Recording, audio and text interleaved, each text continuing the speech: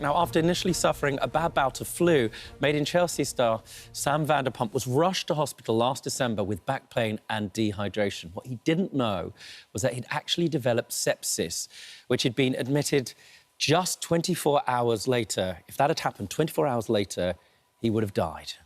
Well, Sam suffered liver and kidney failure as a result and genuinely feared he wouldn't make it out of hospital alive. He's had repeat infections, but spotted the signs early before they turned septic again, thank goodness. And now you're here because you want to, raise awareness of it. Sam, it's good to see you. You look well. Thank you. You've been through a right ordeal in these last 6 months. How are you? Yeah, doing a lot better now. It was definitely a scary time over Christmas, but recovering, doing better, haven't got an infection, not suffering with sepsis at this moment, so, yeah, doing a lot better. So take us back to December. A bout of flu sounds so ordinary. Yeah, and I think that's the thing with sepsis. At first, it can come across as such normal symptoms like the flu, breathlessness, you know, just a little bit of aches and pains, high temperature. And then if it's left untreated, the infection can turn septic and you can end up in a very bad way, as I did. Well, what actually happened in your case? You get the flu, you get some pain, and then, well, because it was, I mean, touch and go. Yeah, so we couldn't really understand ourselves what was going on at the time. It was around about early December that I got the flu. I was in hospital, then they discharged me. And then I got an asthma attack and they said I had this back pain due to the asthma attack. And constantly the whole time I just wasn't feeling great and was going back into hospital a few times and no one could really understand themselves, not even the doctors knew what was going on. So it wasn't until the 16th of December where I was actually shopping with my girlfriend, now fiancée at the time, that she said to me, I said to her that I was really not feeling too great and I was dehydrated, got severe back pain. I said I just wanted to go home. And it was the next day where the dehydration got so bad, I had crusty lips, I was being delirious, that she went, I've got to get you into hospital. And she spoke to my mum, they rushed me into hospital. And from 24 hours before where I was shopping in Selfridges to 24 hours later where the doctors were telling me I was going into liver and kidney failure. And you have a genetic condition, is that right, which has exacerbated, presumably, what happened with the flu? Yeah, so I have a genetic disease, liver congenital hepatic fibrosis, which set off the ability to contract sepsis, if you like, contract an infection in my liver. But then, when left untreated, it turned septic. So I think that's the big thing about sepsis and what the common misconception is it can just be any infection, a chest infection, you know, a splinter for my uncle that, if left untreated, can turn septic. Now, just to be clear, the doctors have told you if you'd arrived at hospital 24 hours later, you would not be sitting here. Yeah. So this is important, obviously, for you. You're doing better now, but also for everybody at home. What were the signs of sepsis that you missed at the beginning that are so important for us all to understand? So it was dehydration was the biggest thing, to the point where my lips had become so dry that they were pretty much crusty.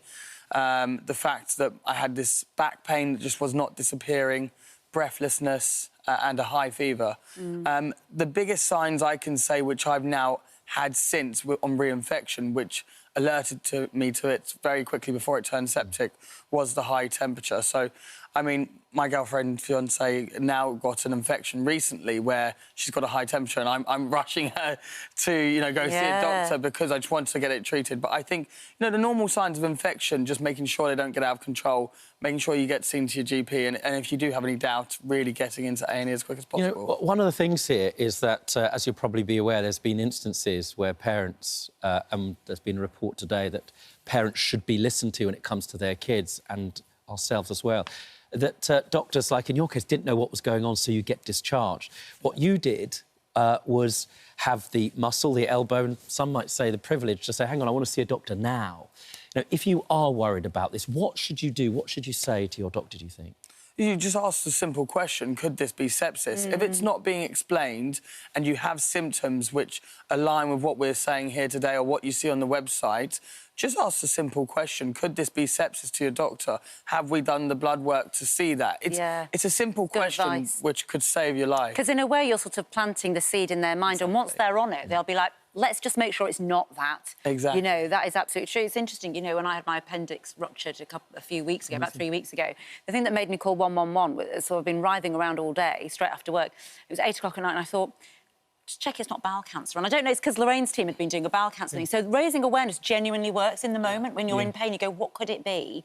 And so just planting a seed in the mind of someone on 111. I told you it was nothing, I think, at first. Yeah, it was... The point is your point is to push back, know the symptoms, and don't be deterred unless you're absolutely sure the test has actually been done. That's your point, isn't it? For sure, yeah, 100%, because, you know, there's absolutely no loss in just asking that question, and if it could save your life potentially by asking the right questions.